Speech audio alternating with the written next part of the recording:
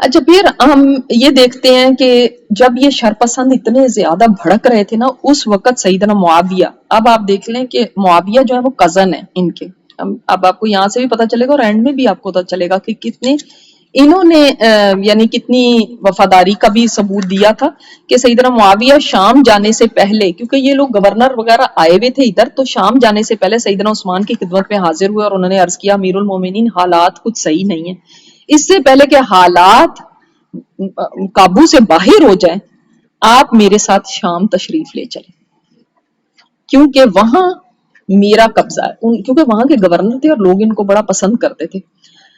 تو سیدنا عثمان نے فرمایا کہ میں رسول اللہ صلی اللہ علیہ وسلم کی ہمسائیگی چھوڑ کے کہیں نہیں جاؤں گا، چاہے میری گردن تن سے جدا کر دی جائے۔ سیدنا معاویہ نے عرض کیا تب میں شام سے ایک فوجی دستہ بھیج دیتا ہوں جو یہاں پہ آپ کی حفاظت کرے اور یہاں کے خطرات سے نپٹے تو اور اہل مدینہ کا دفاع کر سکے۔ تو سیدنا عثمان نے جواب دیا کہ نہیں، اس سے یہاں کی اکنامک حالات ہے نا خراب ہو جائیں گے، معاشی حالات خراب ہونے کا خطرہ ہے، کیونکہ آبادی بڑھ جائے گی، خوراک کے مسائل ہو جائیں گے، تو میں آپ صلی اللہ علیہ وسلم کے پڑوسیوں کو اور مہاجرین اور انصار کو ہرگز تنگ نہیں کرنا چاہتا۔ تو سیدنا معاویہ نے فرمایا امیر المومنین اللہ کی قسم آپ پر اچانک حملہ ہوگا یا پھر آپ کو جنگ کرنی پڑے گی۔ تو سیدنا عثمان نے فرمایا میرے لیے اللہ کافی ہے اور وہی سب سے اچھا کارساز۔ تو ان کو پتا تو تھا کہ شرپسند ایسا کر رہے ہیں اور شرپسند کن ایکٹیویٹیز میں لگے ہوئے، اور پھر انہوں نے یہ باخبر بھی تھے، حالات بھی ادھر ادھر کے معلوم کر رہے تھے، جانتے تھے کہ کیا ہو رہا ہے، اور انہوں نے یہ بھی کیا کہ دو لوگ جن کو انہوں نے سزا دی ہوئی تھی کسی جرم میں ان کو ان کے پاس بھیجا جو شرپسند ٹولہ تھا، تاکہ ان کی عزائم کا پتہ چلا کے لا سکیں کہ کیا وہ سوچ رہے ہیں، کیونکہ وہ سوچیں گے کہ اچھا ان کو تو سزا ملی ہوئی ہے تو یہ تو ہمارے ساتھ ہے، ان کے خلاف ہے، لیکن وہ ایسے لوگ نہیں تھے۔ جب وہ ان کے پاس گئے اور ان سے کھود کرید کی تو انہوں سے پوچھا کہ مدینہ میں کون تمہارے ساتھ ہے، انہوں نے کہا 3 لوگ ہمارے ساتھ وہاں پہ بھی ہیں۔ پھر ان سے پوچھا کہ ان سے تمہارے کوئی عہد و پیمان ہوئے، انہوں نے کہا نہیں کچھ نہیں ہوئے۔ تو پھر انہوں نے کہا کیا کرنا چاہتے ہو، تو انہوں نے پھر اپنا پورا منصوبہ بتایا کہ ہم عثمان رضی اللہ تعالیٰ عنہ کو چند باتیں یاد دلانا چاہتے ہیں جن کے بارے میں ہم لوگوں کو پہلے ہی بتا چکے ہیں، 2 باتیں ہم نے لوگوں کے دلوں میں پکی کر دی ہیں، پھر ہم واپس جا کے عوام کو بتائیں گے کہ ہم نے امیر المومنین کو باتیں یاد دلائیں لیکن انہوں نے تو ہماری بات ہی نہیں سنی نہ توبہ کی۔ اس کے بعد ہم حاجیوں کی بھیس میں جائیں گے اور ان کا محاصرہ کر کے تو ان کو ہٹا دیں گے ان کی خلافت سے، اگر انہوں نے خلافت چھوڑنے سے انکار کر دی تو ہم ان کو قتل کر دیں گے، اور کوئی تیسری صورت تو ہم نے قبول کرنی نہیں۔ واپس آ کے انہوں نے یہ بات، یہ جو 2 لوگ تھے انہوں نے یہ بات حضرت عثمان کو بتائی تو وہ ہنس پڑے اور فرمایا اے اللہ انہیں اس فتنہ پرورداری سے تو بچا لے، اور اگر تو نے انہیں نہ بچایا تو یہ لوگ بدبخت ٹھہریں گے۔ پھر آپ نے اہل کوفہ کو، اہل بصرہ کو خط بھی لکھے، لوگوں کو جمع کرنے کا حکم دیا، صحابہ کرام نے آپ کو ارد گرد بیٹھ گئے، آپ نے اللہ کی حمد و ثنا کی اور ان لوگوں کے بارے میں بتایا کہ وہ اس طرح سے پلاننگ کر رہے ہیں اور بغاوت کریں گے اور مجھ سے یہ کہیں گے کہ آپ خلافت چھوڑ دیں، اور وہ قتل کرنے کی بھی کوشش کریں گے۔ اس پہ تمام مسلمان متفق کا تاثرات کہ سارے تاثرات یہ تھے کہ امیر المومنین ان کو آپ قتل کر دیں کیونکہ وہ آپ کے خلاف بغاوت کر رہے ہیں، لیکن سیدنا عثمان نے ان کو قتل کرنے سے منع کیا، انہوں نے کہا یہ تجویز میں نہیں مانوں گا، ہم کسی مسلمان کو اس وقت تک قتل نہیں کر سکتے جب تک کہ وہ کسی جرم کا ارتکاب نہ کریں، انہوں نے تو سازش کی ہے نا، اب اس کے اوپر میں ان کو قتل نہیں کر سکتا، اگر وہ کوئی جرم کریں گے جیسے قتل کے بدلے قتل یا مرتد کوئی ہو جائے تو پھر ہم ان کے اوپر کریں گے، تو لیکن ادروائز میں ان کو نہیں قتل کر سکتا۔ اب میں نے جیسے آپ کو لاسٹ ٹائم جو بتایا تھا کہ انہوں نے تحقیق کے لیے بھی ٹیمیں بھیجی تھیں، گورنر بھی بلائے، پھر انہوں نے یہ بھی کیا کہ کسی طرح یہ کام ڈاؤن ہو جائے، پھر انہوں نے یہ بھی کیا کہ حج کے موقع پر لوگ آؤ اور اپنی شکایات میرے پاس لے کر آؤ اور میں سب کی شکایت سنوں گا، میں آپ لوگوں کی شکایت، پھر انہوں نے جو شکایات کری تھی، جو ان کے خلاف اعتراضات ہیں، سب کا جواب بھی دیا۔ اور سیدنا عثمان اس سلسلے کے اندر خطوط بھی لکھا کرتے تھے کہ خط ان کو بھیجتے تھے جس کے اندر ان کو واضح نصیحت بھی کری لیکن اس کے باوجود کوئی بھی حالات جو تھے نا وہ قابو میں آنے کا نام نہیں لے رہے تھے. پھر میں نے آپ کو بتایا تھا کہ وہ ایک گروپ جو تھا وہ مصر سے نکلا کہ ہم اپنی شکایات لے کر جا رہے ہیں حاجیوں کے بھیس میں. انہوں نے جو احرام پہنا ہوا تھا اور انہوں نے کہا کہ ہم جا کے شکایت لے کر جائیں گے اور ہم چلے ہیں یہاں سے. اب یہ جب یہ نکلے ہیں تو کافی سارے لوگ تھے اور ان کی پہلی شکایت شکایت تو بعد میں بتاتی ہوں، پہلے یہ بتا دوں کہ جب نکلے ہیں مصر سے تو ان کی ظاہرہ خبر ادھر ادھر بھی پھیل گئی کہ یہ گروہ نکلا ہے اور شکایات لے کر جا رہا ہے. تو ارد گرد کے جو لوگ تھے نا وہ ساتھ ملتے چلے گئے. اب یہ چیز آگے جا کے کچھ بننی ہے اس لیے اس کی ڈیٹیل ضروری ہے. تو کوفہ سے بھی لوگ ساتھ شامل ہو گئے، شام کے بھی لوگ ادھر آ گئے، جن کو پتا چلتا گیا کہ مصر سے کوئی ایک ٹولہ چلا ہے تو ان کے جیسے ہی تھے وہ بھی. اور جب یہ قریب آئے مدینہ کے تو ان کو پتا چلا کہ عثمان رضی اللہ تعالیٰ عنہ تو مدینہ میں نہیں ہے، وہ ایک قریبی گاؤں تھا وہاں پہ ہیں. تو یہ وہاں گئے اور ان سے انہوں نے کہا کہ ہم آپ سے ملاقات کرنا چاہتے ہیں. تو یہ ان سے ملاقات کرنے کے لیے جب گئے ہیں تو وہاں پر انہوں نے حضرت عثمان کے سامنے اپنی شکایات رکھی، جن میں پہلی شکایت یہ تھی کہ آپ انصاف نہیں کرتے، آپ نے جو مال تقسیم کرنے میں نا انصاف نہیں کرتے. اصل میں بات یہ تھی کہ ہمیں زیادہ دیں، ہمیں کم دیتے ہیں. یہی ہوتا ہے نا آپ کے ملک میں صوبے ہیں نا، ہر صوبہ دوسری کی طرف کیا کہتا ہے یہ اس نے کھا لیا ہمیں نہیں ملا. آپس میں پھر کیا ہے، لڑائی ہے نا. اسی طرح ملک ٹوٹتے ہیں نا، انہوں نے کھا لیا اور ہمیں محروم رکھا. انہوں نے کہا جی آپ تو مال تقسیم ہی صحیح نہیں کرتے. دوسری انہوں نے کہا کہ ہمارے جو باغی جو ہمارے ساتھ شر پسند تھے نا کہ ان میں سے کچھ کو تو قید کر دیا گیا، کچھ کو جلا وطن کر دیا گیا جی. ایک تو ہمارا جو ساتھی تھا اس کو جی مار مار کے گورنر نے اس کو مار ہی دیا ہے، تو ان کو چھوڑا جائے، ان کو رہا کیا جائے. اچھا. اور تیسرا ان کا یہ تھا کہ گورنروں کے بارے میں ہم اتفاق نہیں کرتے کہ آپ نے جو گورنر لگائے میں اب ہماری مرضی کے گورنر لگائے. یہ تین باتیں تھیں جو ان مین پوائنٹس تھے. ٹھیک ہے. تو عثمان رضی اللہ تعالیٰ انہوں نے ان کی شکایات کو سنا اور ان میں سے ایک نے کہا کہ آپ قرآن کھولیں.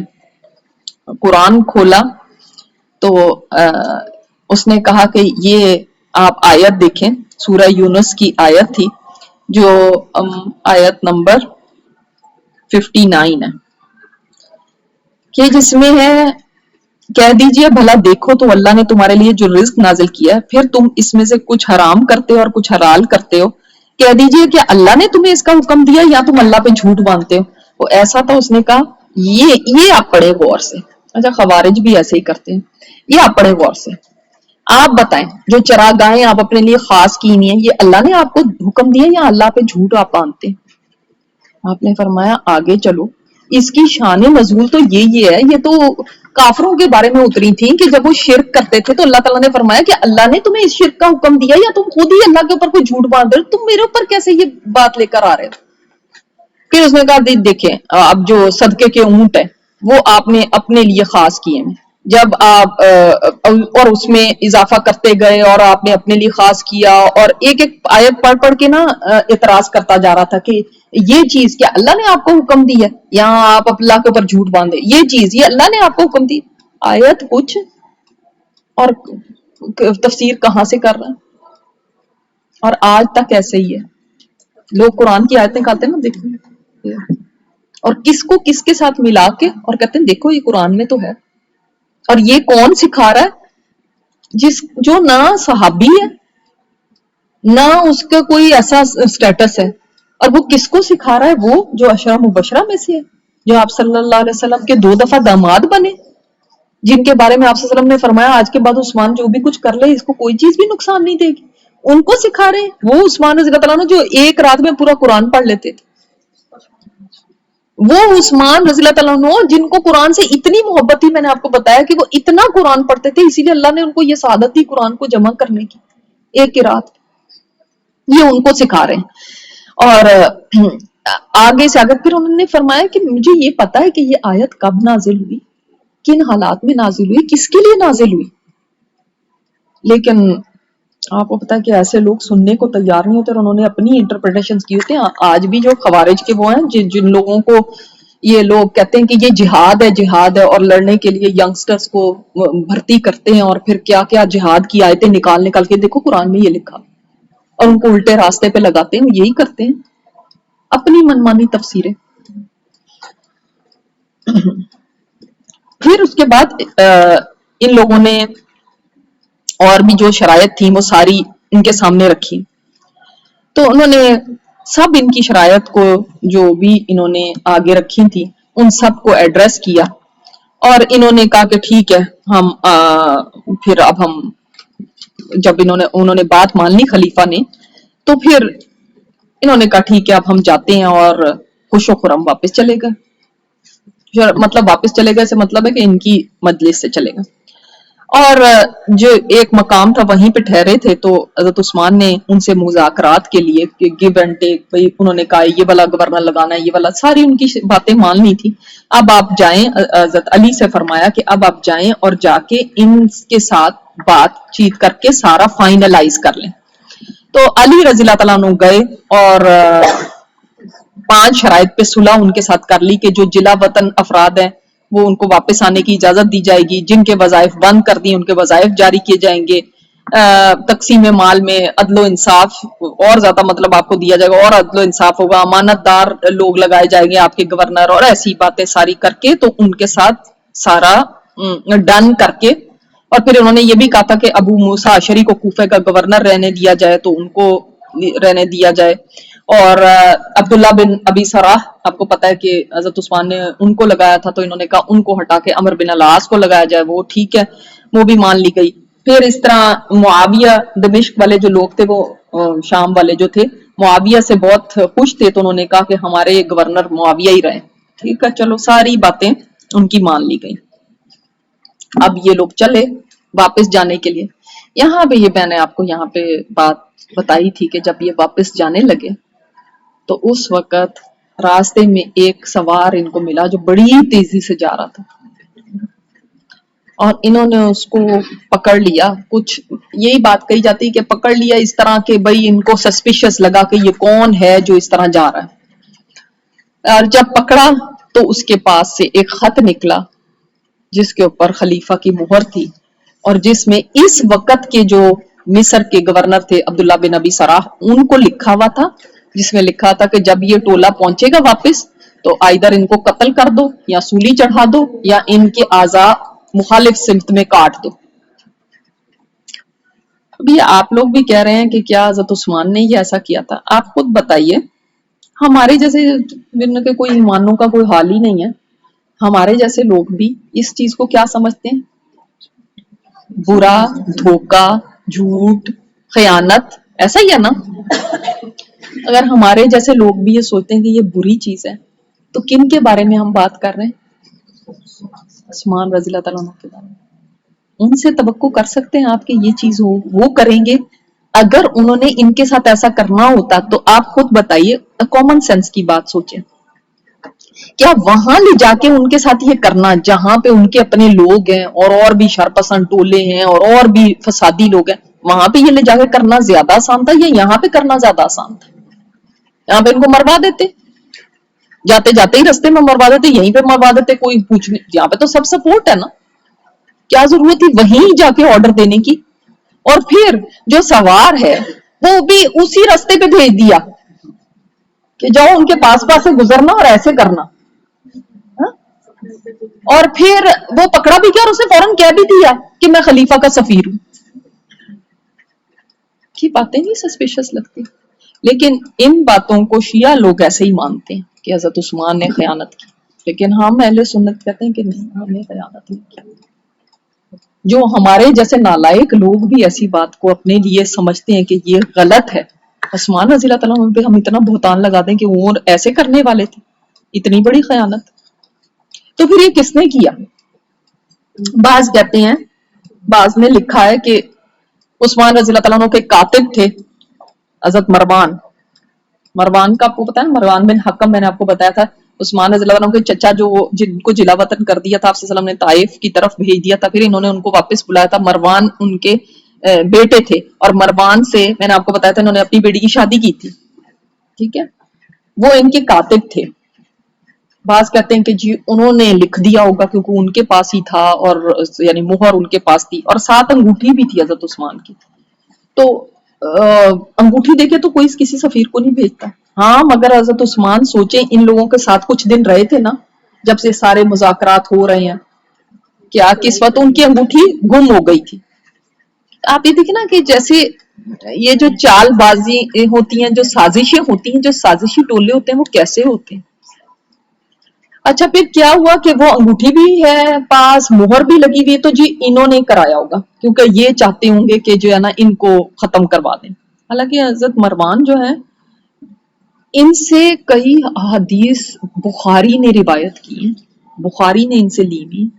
ان کے بارے میں سب کا بہت اچھا ہے کہ یہ ایسے انسان نہیں تھے، اور اگر ایسی بات ہوتی تو جب وہ پکڑے گئے تھے اور عثمان کی شہادت تک کا وقت آ گیا تو مروان منہ سے نہ بولتے کہ ان کا قصور نہیں تھا، میرا تھا.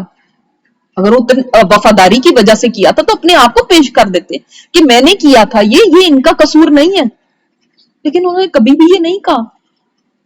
بعد میں یہ خلیفہ بھی بنے تھے اور اپنی پوری لائف میں انہوں نے یہ نہیں کہا کہ میں نے کیا.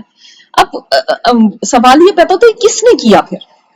تو آپ دیکھیں کہ جب بھی کسی جرم کی کھوج لگائی جاتی ہے تو جب پتہ نہیں چل رہا تھا کس نے کیا ہے تو ہم کیا دیکھتے ہیں، کس کو فائدہ پہنچا، اس سے کس کو فائدہ پہنچا.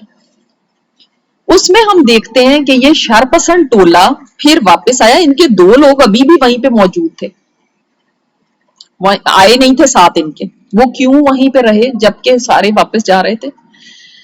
تو یہ بھی ایک پوائنٹ سوچنے کا ہے. اور پھر جس وقت ایسا ہوا تو آپ یہ دیکھ لیں کہ جو لوگ نہیں چاہتے تھے کہ صلح صفائی ہو اور جو لوگ یہ چاہتے تھے کہ حضرت عثمان کو خلافت سے ہٹایا جائے، ان کا تو سارا پلان ہی خراب ہو گیا.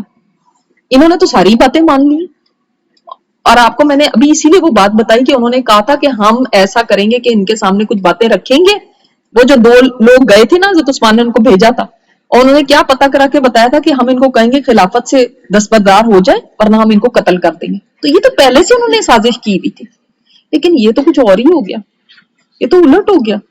تو بڑی صلح صفائی سے لوگ واپس سے آ رہے ہیں. ایسا تو نہیں ہونا چاہیے تھا. اب یہ ساری پلاننگ ہوئی اور اس کے بعد سیدنا علی نے قسم کھا کے فرمایا کہ اللہ کی قسم یہ سارا منصوبہ مدینہ میں بنایا گیا، یہ سارا پلاننگ تھی، یہ ایسے نہیں تھا کہ ایسے ہی ہو گیا ایسے. اور جن لوگوں کا مفاد اس میں تھا کہ ان کو خلافت سے ہٹایا جائے، ان کا سارا پلان چوپٹ ہوتا ہوا نظر آ رہا تھا، جس کی وجہ سے انہوں نے یہ کیا کہ یہ ساری اسکیم بنائی اور اس طرح سے ان لوگوں کے ہاتھوں یہ لیٹر پکڑا گیا. اب جس وقت یہ لیٹر انہوں نے جب پڑھا تو ظاہر ان کے اندر بہت غصہ اور انتقام، اور انہوں نے کہا کہ ہمارے بارے میں ایسا کہا ہے. تو اب وہ جو اندر تھی نا بات، وہ جو لاوا پکڑا تھا، اب وہ ابلنے کا وقت آ گیا. اور یہ کوئی تھوڑے لوگ نہیں تھے، کہتے ہیں کہ 300 سے تو زیادہ ہی تھے، اوپر 1000 کے قریب جا رہے تھے یہ لوگ. ٹھیک ہے، اتنے لوگ 300 سے 1000 کے درمیان کے لوگ تھے. اب انہوں نے فوری فیصلہ کیا کہ ہم تو اب مدینہ جائیں گے اور ہم نے ان کو نہیں چھوڑنا، یہ تو خلافت سے اترے. انہوں نے 3 مطالبات رکھے تھے. نمبر 1، آپ خلافت سے دستبردار ہو جائیں. نمبر 2، آپ اپنے آپ کو ہمارے سامنے پیش کریں قصاص کے لیے. کیوں؟ اس لیے کہ آپ نے ہمیں قتل کرنے کی سازش کی ہے. اور نمبر 3، نہیں تو ہمارے سے لڑنے کو تیار ہو جائیں، ہم آخری دم تک لڑیں گے آپ کے ساتھ. یہ 3 باتیں تھیں. اب سیدنا عثمان کے سامنے جب یہ بات آئی تو انہوں نے تو یہ فرمایا کہ واللہ مجھے تو اس کے بارے میں پتہ بھی نہیں ہے کہ یہ کوئی خط ہے. ان کو تو کانوں کان خبر نہیں تھی. اور انہوں نے یہ بھی فرمایا کہ ایسے خطوط تو کئی جال سازی کے ساتھ لوگ لکھ دیتے ہیں، میں نے تو ایسا کوئی خط نہ کہا لکھنے کو، نہ مجھے اس کے بارے میں پتا ہے. اور یہ جیسے میں نے آپ کو بتایا کہ یہ لوگ پہلے بھی صحابہ کرام کے نام سے خط لکھ لکھ کے نا تو ادھر ادھر بھیجتے رہتے تھے. سیدہ عائشہ پر بھائی اسی طرح انہوں نے جھوٹ باندھا تھا کہ انہوں نے لوگوں کو خط لکھا ہے کہ سیدنا عثمان کے خلاف بغاوت کریں اور ایسے کریں. ایسا خط بھی تھا، جبکہ انہوں نے کہا میں تو کبھی ایسا خط ہی نہیں لکھ پایا.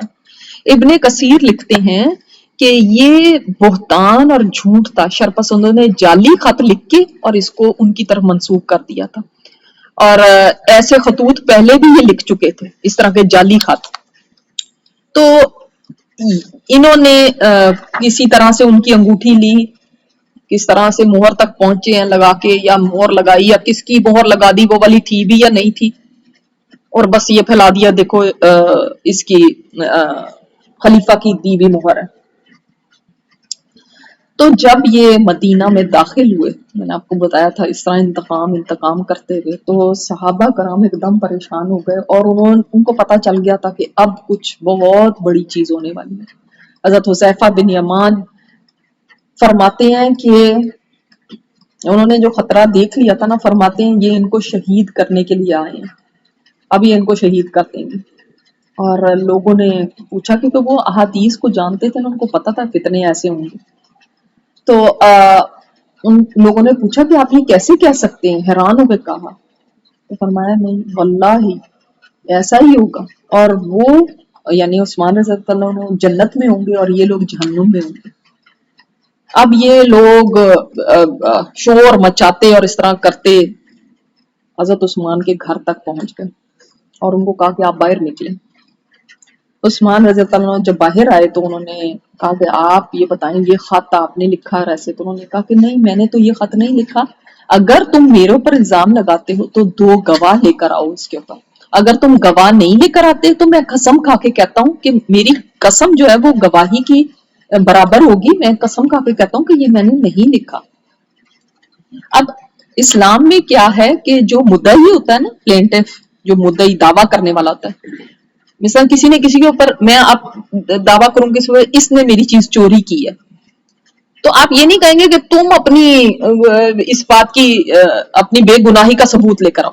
مجھے ثبوت لانا ہے کہ اس نے میری چیز، جب میں الزام لگا رہی نا، الزام لگانے والا ثبوت لے کر آئے گا.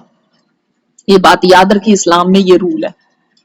اب یہ نہیں کہیں گے اس طرح تو لوگ جاتے ہیں کس کے اوپر الزام لگاتے رہے، وہ بیچارہ کس کے الزام وہ کرے. جو الزام لگانے والا نا، جس نے کہا میری چوری کی ہے یا میرا جو بھی نقصان، وہ لے کر آئے گا گواہ 2. اچھا، اگر یہ جو دوسرا جس کے اوپر الزام لگایا ہے، اس نے اپنے لیے کیا کرنا ہے، یہ قسم کھا کے کہے گا کہ میں نے یہ نہیں کیا.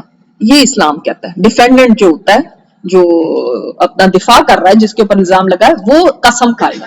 تو انہوں نے فرمایا کہ تم 2 گواہ لے کر آؤ، اگر تم کہہ رہے ہو کہ میں نے لکھا ہے تو تم 2 گواہ لاؤ، ورنہ میں قسم کھا لیتا ہوں کہ میں نے یہ نہیں لکھا ہے.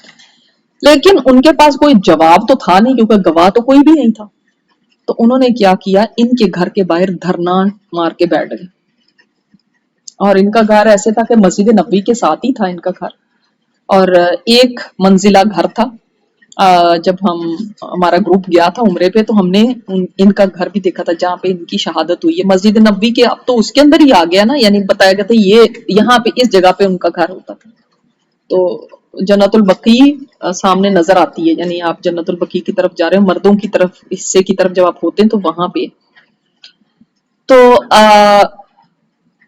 وہ ایسے تھے گھر جس کو کہیں کہ جس میں بڑا سا ایک روم تھا جس کے اندر لوگ بھی جمع ہوتے تھے، کافی لوگ اس کے اندر آ سکتے تھے. اس طرح زنان خانہ تھا، اور اس طرح کافی بڑا سا گھر تھا، سادہ سا بڑا سا گھر تھا.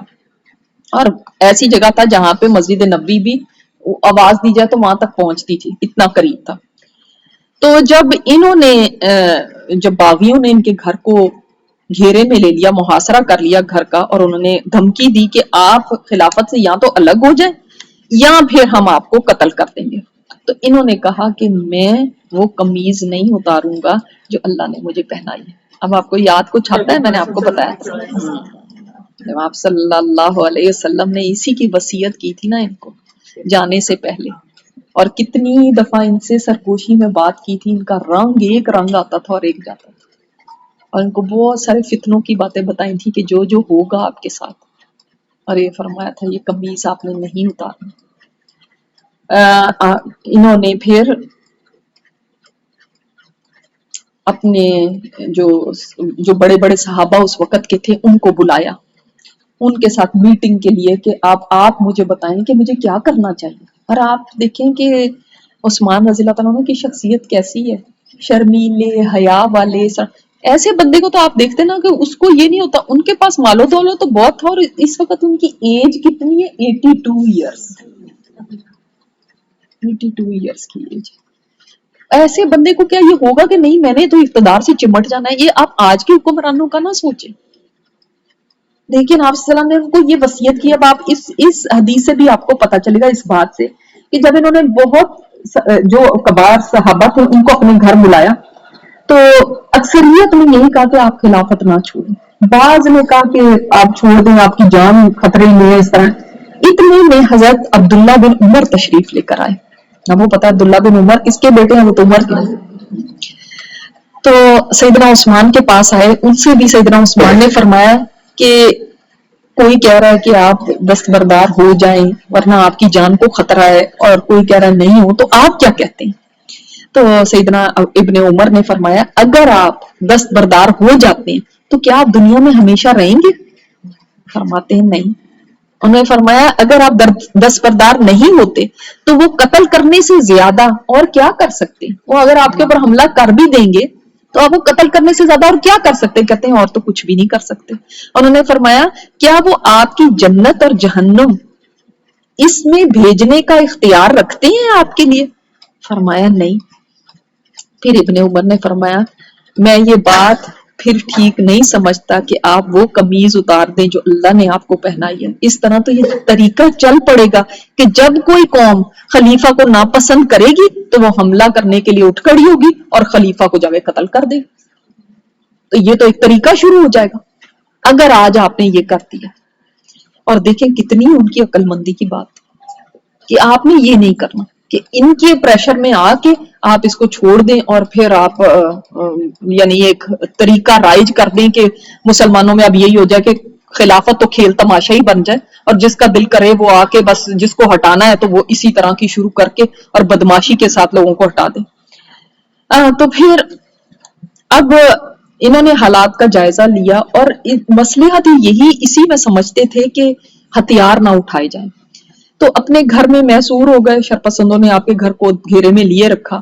آپ گھر کے دروازے کے قریب گئے تو باغیوں کی طرف سے قتل کی دھمکی کی آوازیں سنی تو آپ وہیں سے آپ کے چہرے پہ ایک رنگ آیا اور دوسرا گیا. گھر والوں کے پاس آ کے کہنے لگے وہ ابھی مجھے کہہ رہے ہیں کہ مجھے قتل کر دیں گے یہ لوگ. گھر والوں نے کہا امیر المومنین اللہ آپ کو ان کی طرف سے کافی ہو جائے. آپ نے فرمایا وہ مجھے قتل کیوں کریں گے؟ حالانکہ میں نے تو آپ صلی اللہ علیہ وسلم کو یہ فرماتے ہوئے سنا ہے کہ کسی مسلمان کا خون بہانا سوائے 3 باتوں کے اور جائز ہی نہیں ہے. کیا کیا ہے؟ قتل کا بدلہ قتل، یا کوئی کسی نے زنا کیا ہو، شادی شدہ زانی ہو اس کو قتل کیا جائے، یا پھر کوئی مرتد ہو. تو کہتے ہیں کہ میں نے نہ کسی کو قتل کیا اور اللہ کی قسم میں نے تو جاہلیت میں بھی کبھی بدکاری نہیں کی.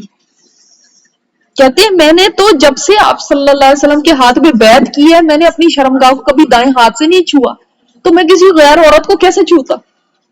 اور کہتے ہیں کہ میں نے مرتد بھی نہیں ہوں، میں نے کبھی دین کو چھوڑنے کا سوچا تک نہیں، تو پھر یہ مجھے کیوں قتل کریں گے؟ پھر محاصرہ کرنے والوں کو جھانک کے دیکھا اور ان کی طرف متوجہ ہوئے اور انہیں ٹھنڈا کرنے کی کوشش کی اور بتایا ان کو کہ خلیفہ کی خلافت بغاوت کرنا کیوں تم چاہتے ہو، کیوں تم ایسا کر کے اپنی آخرت خراب کرنا چاہتے ہیں. ان کے اعتراضات کو دور کرنے کی کوشش کی، ان کی حرکتوں سے باز رکھنے کی کوشش کی. تو ان میں کہا فرمایا کہ ایک اپنا نمائندہ میرے پاس بھیجو جو میرے ساتھ بات کرے.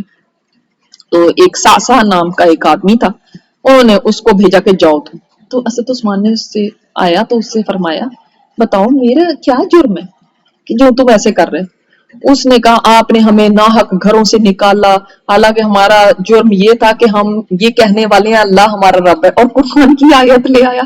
اور قرآن کی اس آیت میں یہ ہے کہ وہ تمہیں تمہارے گھروں سے نکالتے ہیں، صرف تمہارا جرم کیا ہے کہ تم کہتے ہو اللہ ہمارا رب ہے. یہ تو کافروں کے بارے میں تھا، وہ مسلمانوں کو نکالتے تھے. اللہ اکبر. جب وہ آیتیں جو کافروں کے بارے میں وہ لے کے تو حضرت عثمان کے پر تو فرمایا یہ آیت تو تمہاری دلیل نہیں بنتی تو میری دلیل بنتی، تم مجھے نکال رہے ہو۔ اللہ اکبر۔ تو وہ سورہ حج کی آیتیں جو اس بندے نے پڑھی تھیں اور سیدنا عثمان نے فرمایا کہ اس آیت کا تو شان نزول یہ ہے، لیکن آپ کو پتا ہے کہ وہ لوگ تو کوئی بات سننے پر تیار نہیں تھے۔ فرمایا آپ نے فرمایا میں اس شخص سے اللہ کی قسم دے کر پوچھتا ہوں جو یوم ہرا کو اس وقت رسول اللہ صلی اللہ علیہ وسلم کے پاس تھا جب آپ نے پہاڑ کو حرکت کرنے پر اپنا پاؤں مارا تھا، احد جب تھا کہ اے احد ٹھہر جا، تجھ پہ نبی صدیق اور شہید تو ہیں، اور میں اس دن کو جانتا ہوں جب آپ صلی اللہ علیہ وسلم کے ساتھ تھا میں اس وقت، کہ تم اس بات کو ہی چھوڑ دو، سوچ لو اس بات کو اور اس بات کو ہی سوچ کے چھوڑ دو یہ چیز۔ تو لوگوں سے فرمایا کہ کیا لوگوں تم اس بات کی گواہی دیتے ہو کہ ایسا ہوا تھا؟ لوگوں نے کہا کہ ہاں ایسا ہوا تھا۔ پھر فرمایا میں اس شخص سے اللہ کا واسطہ دے کر پوچھتا ہوں جو بیت رضوان کے دن آپ صلی اللہ علیہ وسلم کے ساتھ تھا جب آپ صلی اللہ علیہ وسلم نے مجھے مشرکین مکہ کے پاس بھیجا تھا اور میرے شہید ہونے کی افواہ پھیل گئی تھی اور آپ نے قتال کی بیعت لی تھی، تو آپ صلی اللہ علیہ وسلم نے فرمایا تھا یہ میرا ہاتھ ہے اور یہ عثمان کا ہاتھ ہے، پھر آپ نے میری طرف سے بیعت کی تھی، لوگوں بتاؤ کہ ایسا نہیں ہوا تھا؟ لوگوں نے کہا ہاں۔ پھر آپ نے فرمایا میں اس شخص سے قسم دے کے پوچھتا ہوں جو اس مجلس میں موجود تھا کہ جب آپ صلی اللہ علیہ وسلم نے فرمایا تھا کہ یہ مسجد ہے تو کون ہے جو اس کے ساتھ زمین کو خرید کے مسجد کو وسیع کر دے اور اللہ تعالیٰ اس کے بدلے میں جنت میں اس کو گھر دے گا؟ تو میں نے وہ گھر خرید کے جو زمین کے وہ مسجد کے ساتھ تھے گھر خرید کے اور مسجد کے لیے دے دیے تھے، وقف کر دیتے۔ تو لوگوں بتاؤ کیا یہ بات سچ ہے؟ تو لوگوں نے کہا کہ ہاں۔ تو پھر فرمایا میں قسم دے کر آپ لوگوں سے پوچھتا ہوں کہ جب تبوک کا وقت تھا تو آپ لوگ بھی مجلس میں موجود تھے، تو آپ صلی اللہ علیہ وسلم نے فرمایا تھا آج کون خرچ کرتا ہے کہ اس کے قبول ہونے کی میں ضمانت دیتا ہوں؟ تو میں نے آدھا لشکر اپنے مال سے تیار کرایا تھا تبوک کے لیے۔ تو لوگوں نے کہا ہاں آپ نے ایسے ہی کیا تھا۔ پھر فرمایا میں تم سے اللہ کا نام لے کے پوچھتا ہوں کہ بتاؤ جب بئر روما کا پانی مسافر بھی پیسوں کے بغیر استعمال نہیں کر سکتے تھے تو میں نے اس کو خرید کے مسافروں کے لیے وقف کیا تھا، مسلمانوں کے لیے وقف کیا تھا، بتاؤ ایسا ہے کہ نہیں؟ وہ کہنے لگے ہاں ایسا ہے۔ فرمایا پھر تم مجھے آج اس سے محروم کرتے کہ ان کے گھر میں پانی بھی نہیں جانے دے رہے تھے، کھانا بھی نہیں جانے دے رہے تھے، کہ کچھ چیز ان کے گھر میں نہیں جائے گی، باہر دھرنا مار کے بیٹھے ہیں، سارا گھر گھیرے میں لیا ہوا، کیا چیز جائے گی؟